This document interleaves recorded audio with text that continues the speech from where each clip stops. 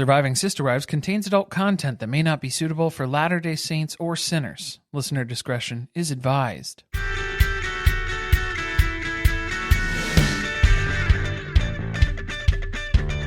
Hello and welcome to Surviving Sister Wives. I'm Corey. And I'm Carly. And this is Sister Wives Season 19, Episode 9, Baptism by Fire. And margaritas. Well, yeah, a little bit. And I'm pretty sure it's called Baptism by Fire. At least that's what... There were multiple episode names in different locations. Yeah, they're floating around. I'm choosing this one. I feel like it fits the episode best. It does, because I think it was more of a experiential thing for David of what he went through. But the Bible will tell you, it's from Matthew 3:11, I baptize you with water for repentance. But one who is more powerful than I is coming after me. I am not worthy to carry his sandals. He will baptize you with the Holy Spirit and fire. I'm going to need a translation for so many reasons. Why? Why is it so hard for you to understand me when I go into my Surviving Sister Wives preacher mode? No, it's literally the Bible. Oh, it's just the Bible in general? Well, so this is John the Baptist is paving the way for a little guy you might have heard of named Jesus. That's what's going on. I have heard of him. Yes, yeah. So that's what he was doing. He was baptizing people with water and getting people all excited about Jesus. He was like a Jesus hype man. He was the opener for Jesus. So is Dino Dave Jesus in this situation? Nope. No, I think you're reading into that a little too much, probably.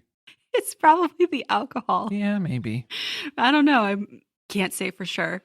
Nobody knows, but the TLC description for this one is Janelle warns Meri on trusting Cody about the Coyote Pass property. Despite only a few months, Christine and David go house shopping. The family gathers for Gwendolyn's bridal shower, and Cody awkwardly meets David. I've missed them all being together because we didn't get to see Logan's wedding. So this is like one of the first family events where we've seen the majority of them back together again. The band is reunited.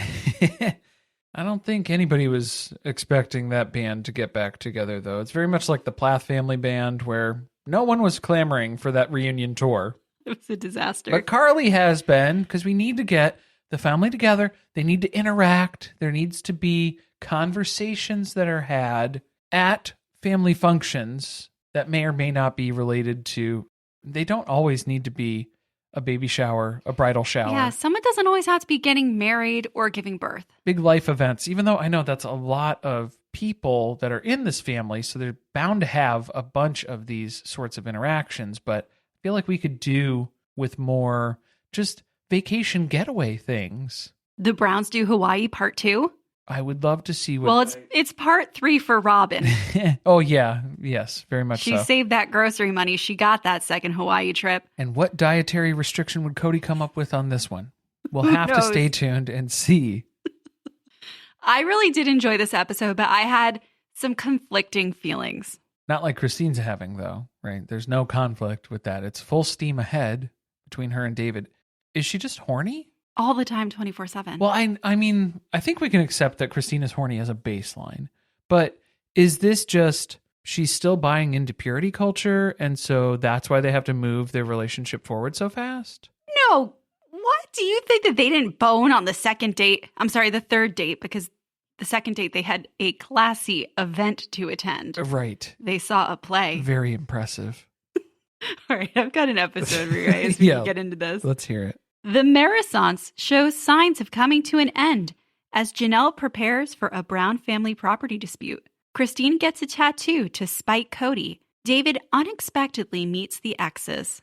Nobody could have seen that coming because the RSVP was a no, and then overnight it changes. Things change in an instant on this show. I have a lot of questions, a lot of questions and thoughts. But first, we're skipping the announcements. Well, yeah, so... They're going to be at the end. Shifting it around a little bit here. Normally, this is where the announcements would be. We're going to jump right in on the recap, so stay tuned for the announcements at the end of the episode. We start out strong because Janelle is heading over to Meri's house, and they're going to be sitting down to have a conversation that probably should have happened a while ago, considering they're months out from the property money being due. Yeah, this is one of those, well, I don't know. I think Mary's usual solution is just to have a couple LuLaRoe sales. She jumps on Facebook and then she makes whatever quota she needs. She's like, how much do you need, Janelle? Yeah. Well, you let me know. And as long as I can just spin up a couple of live sales, I think we'll be okay. I'm not that worried about it. Meri, in her confessionals, though, she is flourishing. She looks great. Losing Cody. Okay, I thought about it. It's because she's wearing a bright color. She is usually cut Cody out of her life to an extent as well. Okay, that helps a little, but she's usually in an autumn color palette for those of you who know of the 16 color seasons. And this one was a bit brighter. I think it was more of a spring. Maybe that's what we'll do on our live. We're going to have you do the color analysis. The color analysis for everyone in the cast, and we'll see what everybody says. But I think it's just spoiler. A lot of BS. I'm not good at it. I feel like it just changes every single photo that you take, but that's just me. You're gonna get us 1-star reviews. That's for that my comment. Neanderthal take on this. TikTok would disagree. Okay. There's a lot of people that are making a good living off of color analysis. I'm pretty sure. Because Carly is keeping them afloat.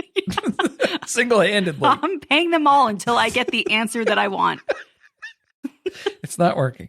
But no, she just has the light back in her eyes. It has nothing to do with her clothes. For me, the read that I got. Well, yeah, she gets to talk about an episode where she fought with Janelle. This is the most alive she's felt in years. It's like the good old days. It's all coming back. Scary thing, though, that we learn about is that Janelle is coming into this conversation and she's letting us know that Meri doesn't really keep track of finances. For someone who earns so much for so many people, I think Meri should have some more insight into the finances. That's concerning. I don't think Meri worries herself about too many things. I don't think she wants to worry about it. And if she knew more than she does, she would absolutely worry about this. Well, it's that MLM girl boss way of life where the money's just going to come back to you. Okay, but first, we don't even get to see them sit down and have this conversation. Oh, boy. Okay. It's the champagne coming back up. It's not champagne. It's Prosecco. I'm sorry. It is Prosecco. Technically. Thank you. Janelle is still like bahaing down the driveway. It was the brightest blue car I've ever seen. Baja blasting down the driveway. If I saw a parking lot full of cars, that would be the one I would have chosen as Janelle's. I did not clock that as Janelle's vehicle. No, I was like, is this a rental that she just needed something with I need something with four-wheel drive to get up Meri's driveway? Did you see the mound of snow? And Meri just had a little path that she had Meri doesn't leave much. Plowed through just to get out in an emergency situation. Well, elsewhere in Flagstaff, Super Dad's got to get the kids to school. Oh, yeah, they intercut. I forgot because we didn't even have them sit down because Janelle's terrified to sit down in Meri's house. She needs to be ready to bolt. They didn't go to a neutral space. That too, but just, I mean, Meri's rental is kind of like a neutral space in Flagstaff now. She's moving stuff out. There's not a lot of furniture left. She's offering up furniture. Janelle, grab anything you like. You can take it with you. I'm trying to get stuff out of here. Whatever fits in the back of that Toyota. You're taking it with you. Some more weight to get the tires and you're going to need to maintain that to keep you the traction keep you stable. Yeah, get you the control that you need and safely get out of here. I guess maybe Fat Olives was closed due to all the snow. Could have been, yeah. And Janelle was just at Josephine's with Cody. She doesn't want to go back there for another salad in the attic. Was that a burger that she had? I couldn't tell the whole time. I was like, is this a burger bun or is it a portobello mushroom? It's just one big ass mushroom on a plate. And that's all you get. That would be something that Janelle would eat. She'd be like, I'm trying to eat healthy. And then by her standards, that's healthy, even though it's probably just like a portobello mushroom soaked in butter, like burger juices. And just, it's fried in butter. It's vegetarian. So back to Cody. Oh, sorry. Yeah. It has snowed for, I don't know, 40 days and 40 nights at this point. Sure. Yeah. And he's left the truck outside the whole time. Whoopsie doopsie. The back of that thing was full of at least 4 feet of snow. On the top of the vehicle, there was a significant amount of snow. He's talking about 8 foot of snow outside of their house. I think that's a drift. Does Cody know about snow drifts? I don't know if Cody is reliable when it comes to measurements. Ah, yes. Yeah, that's probably an accurate statement. But then we have a flash of my biggest fear, which is you are scraping snow with a shovel to get snow off of your truck, and then you're having the kids help, which, inevitably a shovel is going to end up smacking into this truck. Yeah, why give them shovels? Dangerous. That's a dangerous move. Give them mittens. Use your paws. Yeah, just wipe the snow off. Scrape and scrap at it, just stay away from any heavier, blunt object instruments. Cody's lucky he didn't get hit upside the head. It's true. Can't say they haven't considered it. I mean, giving Ari a weapon? You're arming her for this, and I don't know if that's a fight you're ready to pick. No, the minute he said, make sure you don't hit the truck, she was like, oh, I'm smashing this thing into the side of this truck. I'm taking a chunk out of it. Because Robin is filming with her cell phone, I'm assuming, because that's the only reason why Cody didn't scream at Ari immediately. But he didn't stop and give her the look of absolute horror. He did behave himself very well. But like you said, this was one of those, let's go out and film us having a fun family time because this is what we want to portray ourselves as on TV. I'm not here for the propaganda. This is, season 1 Cody move. Yeah. I did enjoy, though, the ultimate karma of it where Ari does scratch the truck. Well, I guess this is why they fixed the heated driveway after this winter. I mean, we can tell it's definitely the reason why they ended up spending the money that they did to get that driveway. You're going to save on car repairs. I will say, though, that's not going to help the snow from accumulating in the trunk bed. The bed of your trunk, the bed of the... You're on your own for this one. You got to work through it. Where are you going? The bed of the truck. The bed of the truck. I got there. Yeah. You got it. At one point, Ari's like, I don't know, sliding down into a ravine of some sort. Beat that. It was very, very like, her hair seemed very long under that hat. Under the hat? You got the sense that Ari's hair was very long? It was hanging out from underneath the hat. And I thought, wow, her hair must be pretty long if we're seeing it. I'm just so used to her having a much shorter cut. Is it just curled? Is she just getting curly girled where it looks way shorter? It's all those tight curls. Maybe Cody's been doing her hair. Could have been. For years. Well, because we know that he did Truly's hair to match his at Aspen's wedding. So maybe that started something for him where he really wanted to make sure that Ari has a matching hairstyle for him. It seems to be a very big deal for him because him and Meri went to the same barber for a while, too. He likes to twin with the women around him. Yeah, I guess so. It's a way to connect. Well, 2 women who are not connecting, it's going to be Janelle and Meri back at Meri's house because, yes, they eventually do take a seat. They're going to talk about this. And we are so quickly reminded of how much these two hate talking to one another. It's nothing personal. It's just I don't care for her as an individual human being. This is not a social call, as Meri describes it. This is all business. All business. Well, let's talk about something personal to start off. So Meri's left Cody and Janelle has left Cody. We're learning a lot very quickly to get up to speed because I think, it's just been over a year probably since they got together and spoke to each other. I think that was their assessment when they first Okay, but I'm kind of calling bullshit on this. Because they talked at the wedding. Because wasn't the engagement party in February? And Meri made their public announcement in January, where they posted to Instagram and all the other places where they still have social profiles. I made that sound really... That was a boomer thing to say. Was it? I don't know. They're socials. They're social medias. They're social medias. So she should be aware. Janelle should be. Do you think she follows Meri on the social medias? No, you know what? She's probably blocked. Probably blocked. She probably didn't follow a rule on one of the LuLaRoe lives, and she was immediately banned. She didn't add her bin number. Shadow banned due to lack of bin number and not reading the sticky post. We're here for female empowerment.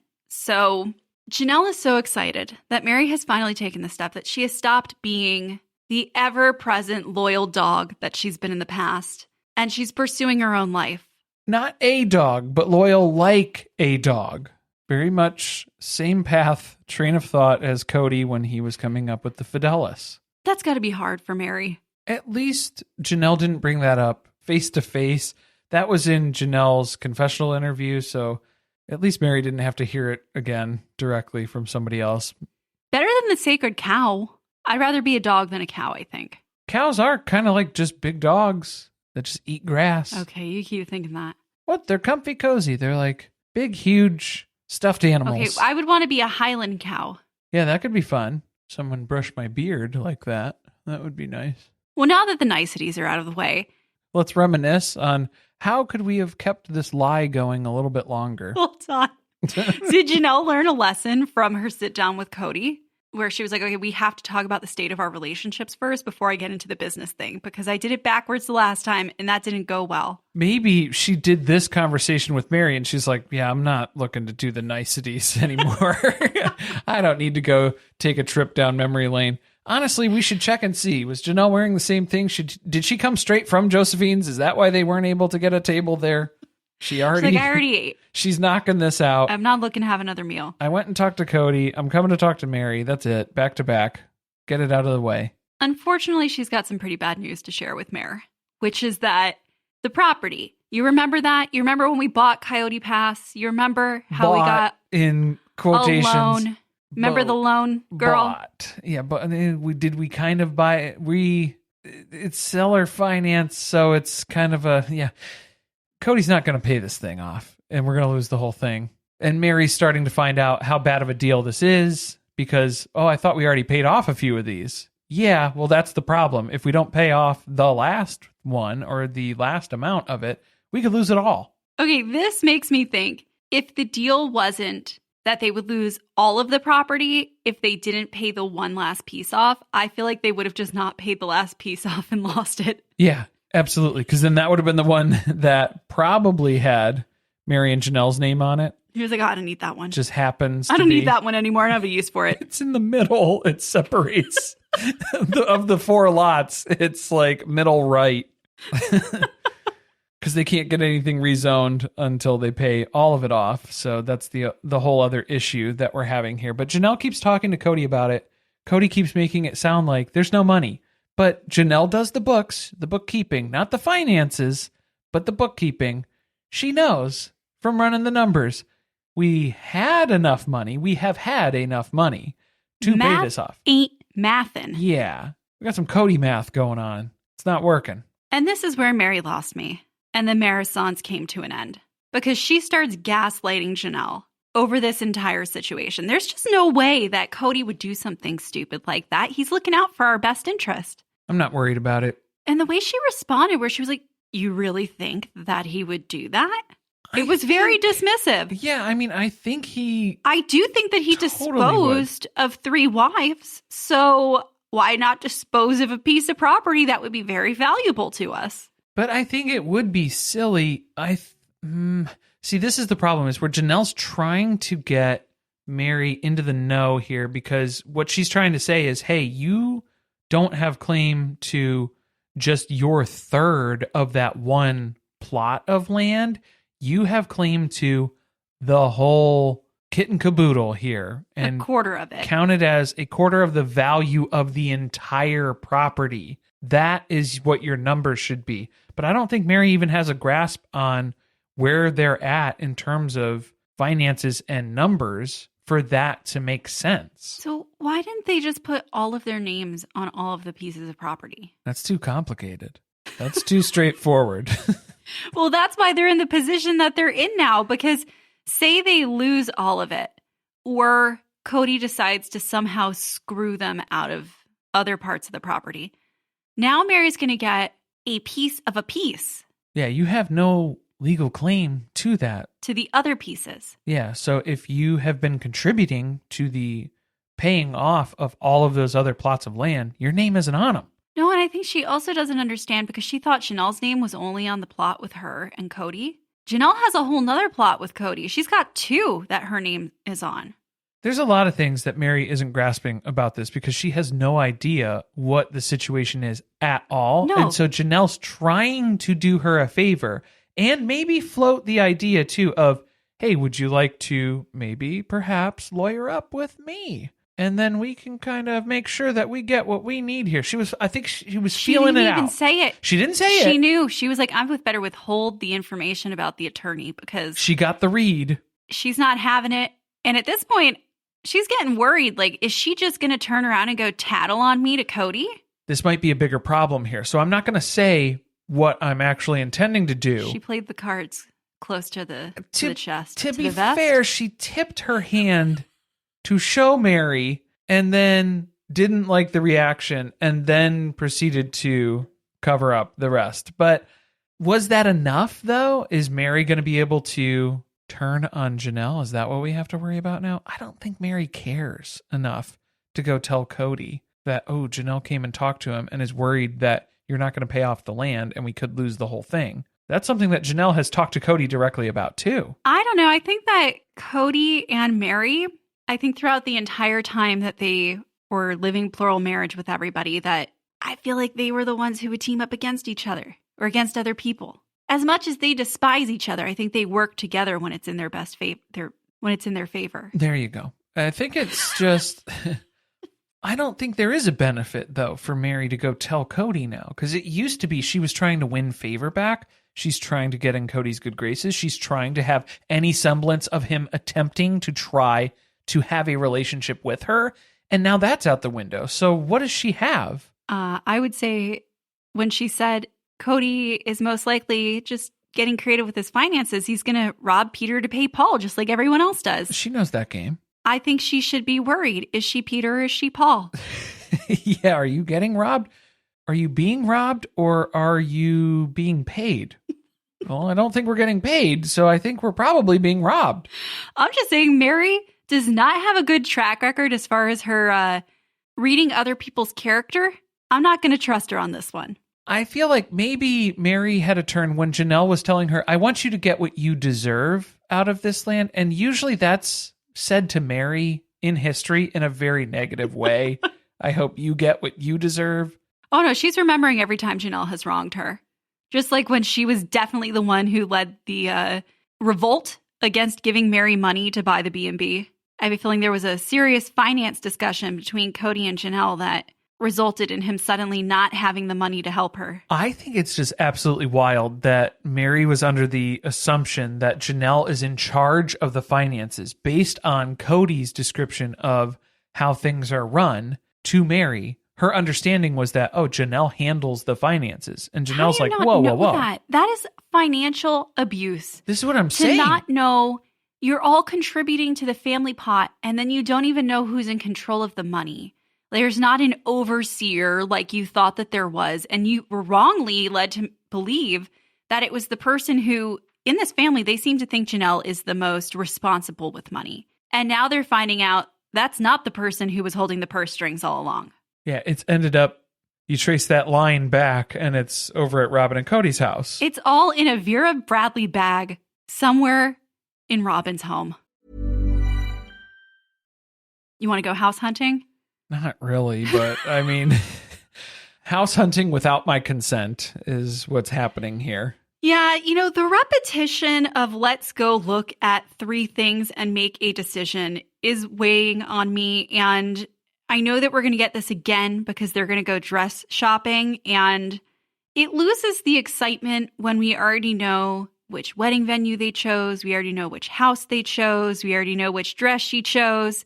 So why even make us watch it? They didn't even choose a house on this either. It was the worst episode of House Hunters ever. Narrowing things down and finding what they like. But they do know that they're buying. Christine's not renting anymore. She's buying in 100% on monogamy. With a man who she's only known for a month and a half. Getting close to 2 months at this point. That's scary. Well, for David... That's scary to buy a house with somebody and tie your finances together like that without really having a lot of time with that person. David seems to think that they're taking things slow because his parents... I wouldn't call a 30-year mortgage slow. His parents met and were engaged within 7 days. You know who this reminded me of? Brittany from Real Housewives of Salt Lake City. Very much so, yeah. happily married for, 50-something years after that, too. Engaged in a week. Seems like a Utah thing. Yeah, because you know like 5 people. And so... By default, you've known them a while. Yeah, and then this is the most suitable person for you if you're looking for a spouse. And then we do get confirmation. Sleepovers have been occurring. So Christine can't be that horny, or is she saving it for the big one? No, the sleepovers are occurring on a regular basis. It's not even a sleepover. It's a walk of shame that happens in the morning that she describes. Oh, okay, yeah. Like she doesn't even know. What sink does David use? I don't stick around long enough to know. I don't stick it in long enough to know. Who's going to know? Truly Wooly, that's who's going to know. Truly Wooly. Julia Gulia. Oh, man. Yeah, she knows which side of the bed David prefers to sleep on, in air quotes, sleep on. But that's she doesn't not going to help you buy a house. No. That'll help you buy a bed. Furniture is different than purchasing a home, I think. House number 1. It's got a really big driveway. That is something that they're interested in because they got to fill this thing up with cars because all the kids are going to come visit them. Because somehow Christine has been able to achieve the dream that Cody set out to build, which is the kids coming back to visit him. But they're all going to Christine and David's house. Yeah, because Christine's the one who manages all these relationships with the kids. And so that was normally Cody's connection to the children was through the moms. And now that's all gone. They had me fooled. I thought this was the house that she was in earlier because why did all houses in Utah look so similar? Oh, with the corner pantry in the kitchen there that she was very excited about? Every kitchen have white cabinets. They all have that pantry. This one does not have double ovens. And so that is... a big mark against it because Christine needs it for cooking with Christine. Cooking with just Christine.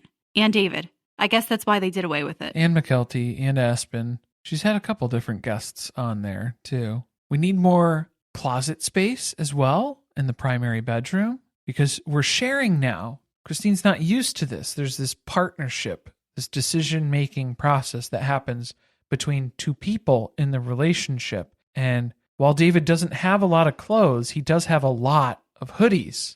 Does he run a tech company? Why does he have so many hoodies? Are we sure that David's not from the Midwest? Maybe that's what it is.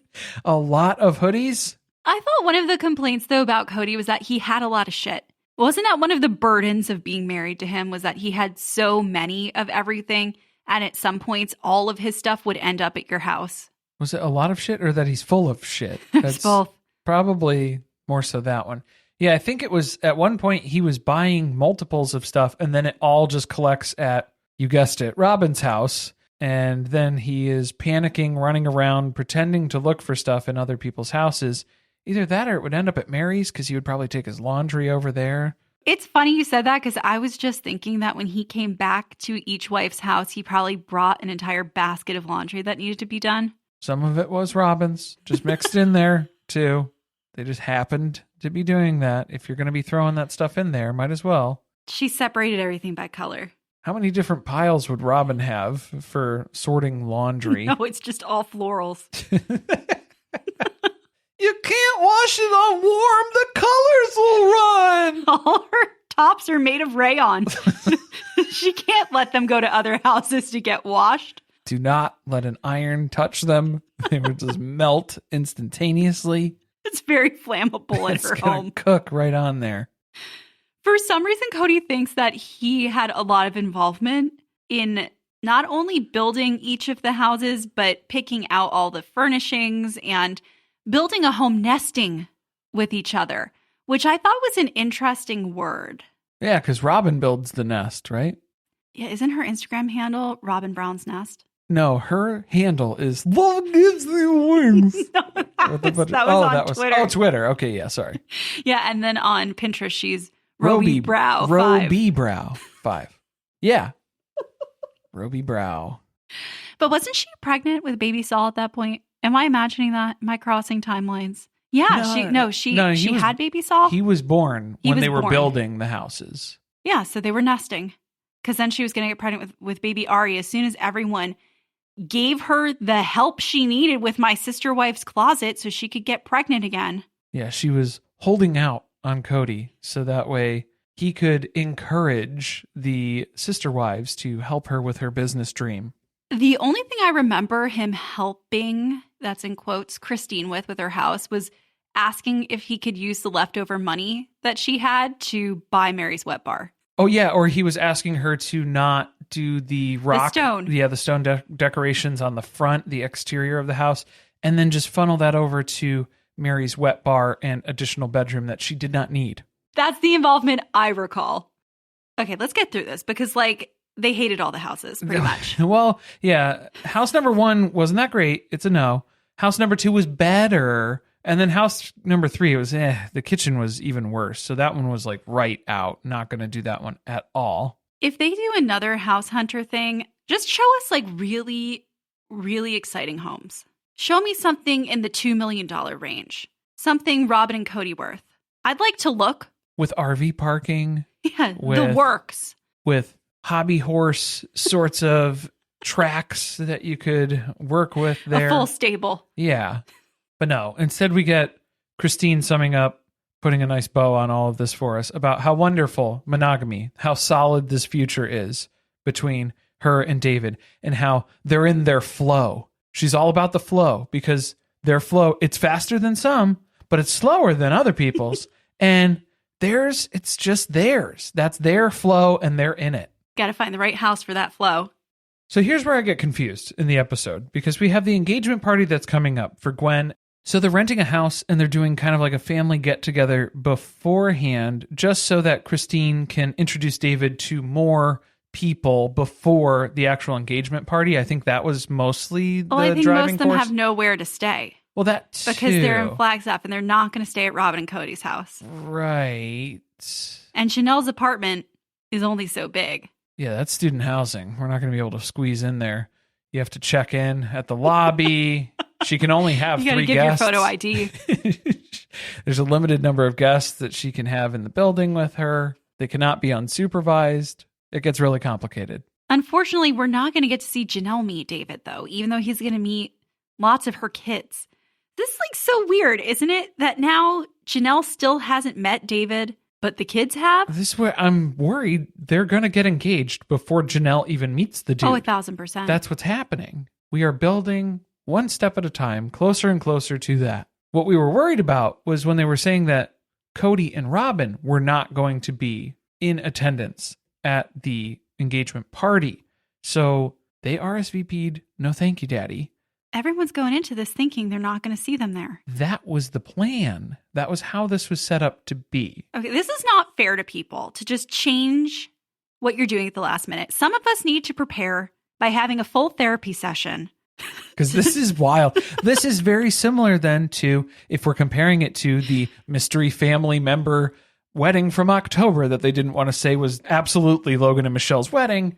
He was doing the same thing there, where he was waffling between if he was going to show up or if he wasn't going to go. And, it doesn't seem like anybody wants me there anyway. And it has to be about Robin and Cody. You know who it's not about? Gwen. No, it's not. How did her engagement party just turn into an occasion to film Cody and David meeting each other? So is that why, did Gwen even invite them? Did they just find out about this and then they're showing up? Well, it sounded like maybe she struggled with if she wanted to invite them. I can't remember, but this is after she has started her Patreon.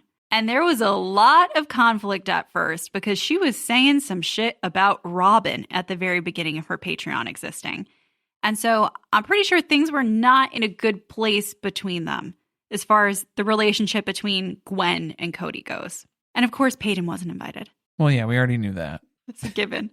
But who else is David meeting here so far then? It's mostly Gabe and Savannah. That's all we saw.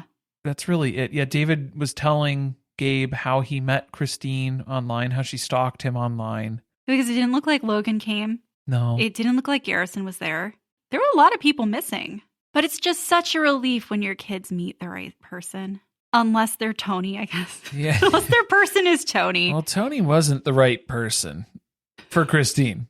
Oh, for Christine. Yeah. The perfect person for McKelty, it seems. Absolutely the perfect person for McKelty. We didn't get to see much of Bea this episode, though.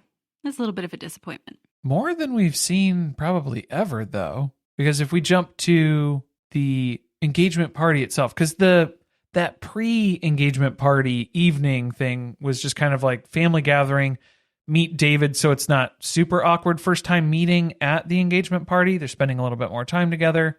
Gwen found out that David's old.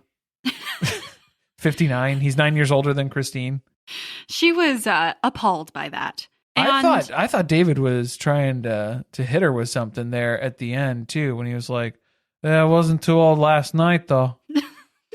I wasn't comfortable with the implication of what David was saying there. It's never been a problem, the age thing. Yeah, that wasn't a problem last night for your mom.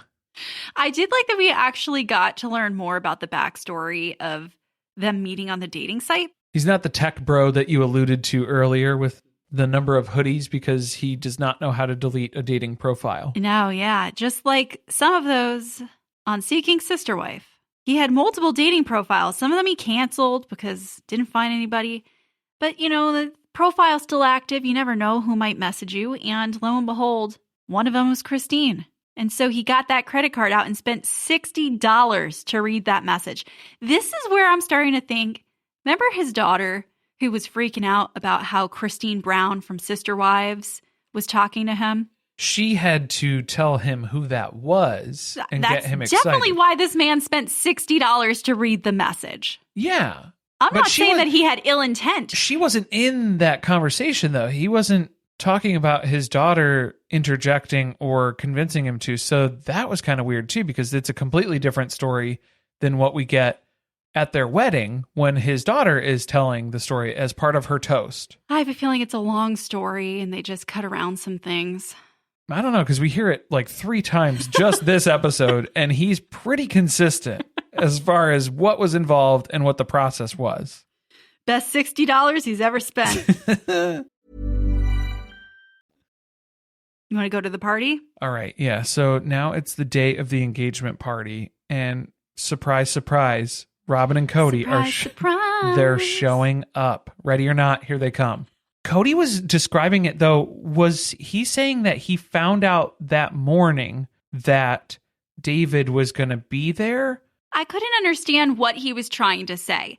Because did they decide to go to the party at the last minute because David was going to be there? Or were they already planning to go and then someone gave them the heads up that David was also going to be at the party? That was what I needed to know. I needed to know the order of how that information processed for Cody, because yes, I need to know if he decided to go because David was going to be there, or if that was told as another deterrent to try to keep him away. I think that Robin seemed like she didn't want to be there. I don't think Robin wanted to go. I think Cody wanted to go, but I don't think Robin wanted to be there. Well, and what would Cody's motive be? To meet snoop. David. Yeah, he's going to snoop on David. Except he does like a really bad job of it once he gets there, because they spend most of the party, it looks like, on opposite sides of the room. He wanted to snoop from afar. He wanted to judge based on first impressions and just from watching from afar, from across the room. He didn't want to directly interact with this person. No, never the twain shall meet. A lot of fancy words over there. But I was immediately suspicious again about the property when we find out that Cody picked that phone up and called Meri ASAP to let her know that David was going to be there. Well, I don't know if he called her and told her ahead of time, because it looks like they carpooled.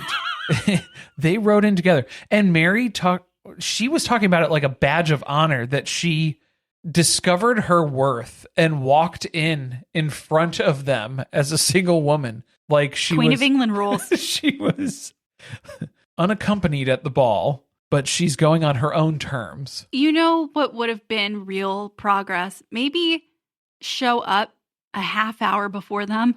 Drive separately? Yes. And arrive on your own terms?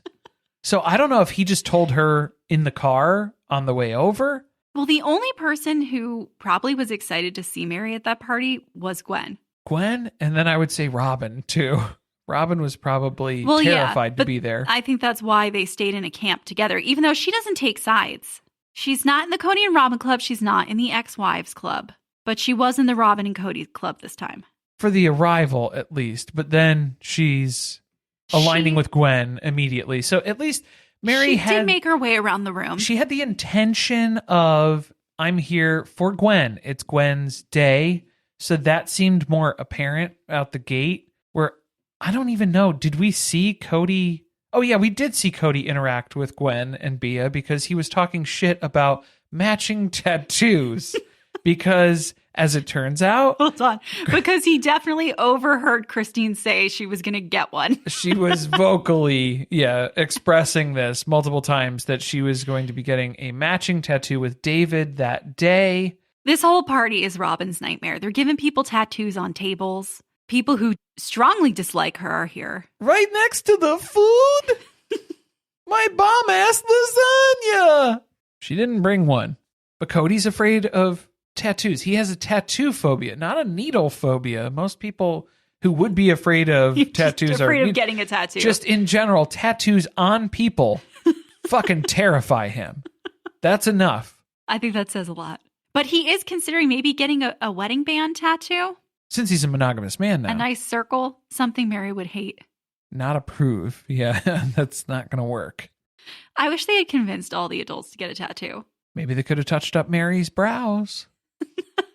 They could have gone in there and just done it real quick. No, I'm glad they didn't, though. Maybe we can convince Robin, hey. I think they're already pretty much tattooed on there. While we're here, might as well go ahead and knock that out. Every day she's just adding a new layer of non-washable makeup.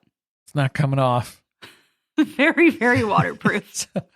So Gwen and Bea they have the tattoo station set up. They're partaking of tattoos for their engagement party. They're jokingly asking if Kody is going to get one. And of course, he's terrified of that. He's not entertaining that notion. He asked them then, are they getting matching tattoos? Because they're each getting a tattoo. So is it a matching tattoo? And they have to assure him, no, absolutely not. It's so cheesy. Who would do that? Well, that's Cody's assessment. Yeah. Matching tattoos. That'd be really pretty lame. Cue Christine revealing the titty tat. We still didn't get to see where David's was, so I'm not ruling out. You think he unbuttoned that shirt in front of everyone in the party? Right ass cheek is where I'm guessing. Okay. I think he slipped the belt off and he slid the pants down. New beginnings. Just a little bit. New beginnings. New beginnings. Yeah. I think they should have played a fun game where everybody chooses a tattoo for a different person. Ooh, that could be interesting. That's why Janelle was like, I'm not going to make it. Yeah, I'm not going to be there. Sorry. I'll have to celebrate from afar. The fact that nobody just got the introduction out of the way at the beginning of the party makes this so much more awkward. Well, Meri was working the room. She ran into David first, and then she got to hear the entire story of how they met online, which she had her own warnings to heed from that as well. Hey, at least she's got a sense of humor about it now. You met online? It took a while to get there. Be careful. Be careful with people you meet online. I mean, that is good information. You should heed that warning from Meri because she knows better than anybody. Yeah, I mean, I think Christine should have taken that to heart. Yeah, maybe start rethinking the mortgage. Give it a little bit more time before you get so financially aligned with this person. And poor Christine, she was trying to yell to the whole room, "This is my boyfriend, David." So that way it absolves her from a personal introduction. She's just making this known to the room. It was just a general acknowledgement. Hopefully everybody who's here could hear it. And now if you want to engage, you can come up to us and meet David. But that doesn't work out for them, that plan. No, that's not working either. Because McKelty's taking notice. And she hasn't gotten enough screen time yet. Yeah, so I think what happened here was that Kody was getting distracted. He was just delving right into... He's not distracted. He's pretending to have other more important things to do. Right. All of a sudden, he is the doting grandfather who can't take his eyes off of these baby twins. The Bambinos. The Banditos. The Banditos, as they were this episode. So was he trying to say Banditos in the previous episode? I think he was combining words. Because Bambino, we've established, that's Italian for singular baby. So putting an S at the end makes it sound Spanish, but it's definitely not. So Banditos, though, because they stole his heart, he had a whole backstory, a theme that was going on here. I think they could have talked him into getting a Banditos tattoo. Dos Banditos. Poor Robin, though. She's so uncomfortable. She's just so shy and so pretty. My pretty, pretty, pretty wife who's just so shy. My gorgeous, monogamous, shy wife. The wallflower sitting in the corner, hoping that nobody attacks her at this party. The psychic empath who knows that an introduction is impending at this point. Mainly because McKelty keeps yelling, David, come over here. Bring him over. Bring David over. Come here. Mom, get David. Get over here. She had to say it at least 3 times. Because Christine got nervous and then asked for clarification while Cody and Robin were both still distracted with the babies. And then, yes, now's the time. Let's do it. And so then they had to start playing David's entrance music on the Jumbotron. And so that way he could stand up from his seat on the perimeter wall and saunter over. He did have like a very Ric Flair sort of, if we were talking about flow from before, I think that was the Nature Boy sort of entrance where we could have got him a very sequined robe with the frills on the underarms and stuff. I think he could sunglasses. I think that would have worked out pretty well for him. That would have fit. He does seem like he could be a wrestler in another life 30 years ago. Yeah, because Cody's a wrestler. David would be a wrestler. Yeah, so I forgot that Cody wrestled. Right, yeah. He would be very upset that David took that from him too. He wouldn't be able to handle that, I don't think. This begins, I don't know, a strange journey of jealousy of sorts. I'm not exactly sure what's going on with Cody, but McKelty makes sure to rub salt in the wound after we get the little intro because Christine's only known David for like a month and a half, but she's very clearly very in love with him. Cody's waiting for the wedding to happen. Well, she was trying to build in backstory that does not exist because they've been dating for a month and a half, 2 months was what they were saying at this point. And then she tried to throw in, oh, but I've known him for longer than that. No, you haven't. Like a month and... Like 3 days? A month and a half and 2 days. Month and 2 hours. Is that what we're going off of? Is that what we're really drilling down to at this point? I've known him way longer than that. The thing that I think really set Cody off was when McKelty mentioned that David has babysat the twins. And nobody had to go to the hospital for kidney failure. That was the part that she left out. Amazing. He did a great job. We got a pedicure. We came home. Everyone was fine. Everyone was thoroughly hydrated. Everyone was feeling great, looking good. Fantastic. That is kind of a little crazy, isn't it? How little were the babies when they went and got the pedicure? How old are they? Like 3 months? Get the pedicure. That would have been something, though. I bet you there's someone who gives baby pedicures. There's some high-end situation, just like people who are masseuses for dogs. Well, that's a strict need, I think, for any dogs who are doing very serious. Someone tell us, are baby pedicures a thing? Or should we start that? Is that don't they just file an industry we could begin? And then I think they just slap mittens on them for a while so they don't scratch themselves. Yeah. So it's just sort of a mitten problem. I guess they don't really need pedicures and manicures then. Yeah, it's a mitten problem at first, a mitten solution, and then I think you just file them for a while. Maybe we just soak in a little water and lavender, a nice little file, a little buff. And drink some Pedialyte too, just in case, just to be safe. This conversation's like drawing a fucking blood from a stone. Oh man, David is fighting for his life in this conversation. He's got nothing to work with. No, he's volunteering information about himself because nobody's asking him follow-up questions. He's like, I got how many kids? 10 kids. I got eight kids. 10 grandkids. 10 grandkids. I raised them. And Robin's like, cool. Raise all the kids. I'm used to being around big groups of people. It doesn't make me nervous at all, or terrified on the inside, or sometimes I have some crippling self-doubt though. I do drywall. I had a business since the 80s, 1980. I started that. Awesome. And it's basically we're looking at houses. How much should he divulge? Should I talk about that? Probably not. No, keep that to yourself. I'm very nervous. I feel a little gassy, but Robin's just giggling away. And Cody's starting to get jealous. I don't know if he's jealous of the attention that Robin is giving to David or that David is giving to Robin, but either way, he's not comfortable with it. No, he got really weird about how David was looking at Robin the whole time. Like, she's the only one who was uttering a word.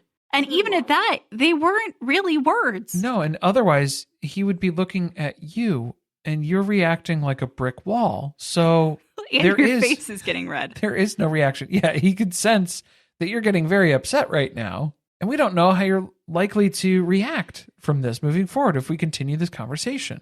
Yeah, I'm feeling really bad for David. Think about you're meeting people who have been on television. At this point, he's probably seen some of the show. And you've heard the things that Christine thinks about all of these people. And now you're having to go meet them in person for the first time. And they're proving to be just as awkward and terrible as she told you they would be. So let's just talk about the weather. That's the safest thing to talk about. A lot of snow. A lot of snow lately. 4 foot, 8 foot. It's hard to tell. Again, we're going off of Kody math, Kody measurements here. Kody didn't ask a lot of questions that you would think a concerned parent who knows that this person is spending a lot of time with their child would be asking. And I did like that Aspen was calling out that sort of concern because she brings up Truly and how, yes, everyone needs to be comfortable with David because David is going to have a big part of raising Truly. Is that going to be the spinoff of this show? Raising Truly Wooly. That could be a show. It could be. But Aspen seems to be the only one who's giving this any thought because, yeah, Truly's name didn't come up in this conversation at all. No, he didn't ask. So have you met Truly? How does the kid like you? How are things going? Maybe I should talk to her. He hasn't talked to Truly in a while. Was she even at the party? I didn't see her. Maybe she was reading somewhere. Yeah. She might have been tucked in a corner somewhere reading. I can't fault her for that. Get her in line for a tattoo. I think she's ready. Well, then Christine chooses violence because she puts her head on David's shoulder just mid-conversation. While Kody is talking about something completely mundane, the height of the snowdrifts at the She-Ra Chateau, Christine is literally bending over backwards to drive Kody insane here. She's breaking her neck to try and rest it down onto David's shoulder. It's completely unnatural. The position that she takes to just casually listen to Kody ramble on. Never seen another person just rest their head like that on someone else's shoulder in the middle of a conversation, standing fully upright at a party. I think that's going to be our watch party photo for the post for tomorrow. That should be it. Of just Christine bending her head at a 90-degree angle to get onto David's shoulder. Get a screenshot of it. Oh my God. Well, let's not forget, though, this day was about Gwen. Kind of, but also as her mother, Christine is reminding us it's kind of about her too, because we got Christine's future that we're really invested in. They're going to be house hunting. There's going to be a proposal, and there is going to be a wedding at some point, and she knows for sure she's not inviting Kody and Robin. Next episode, Christine and David's relationship continues at light speed when they go off-roading in Moab, and David gets down on one knee. Isabel is in tears over fears of losing her dad. Meri asks Kody to help her move to Parowan. Tears for Fears, that's another 80s band that they might be into.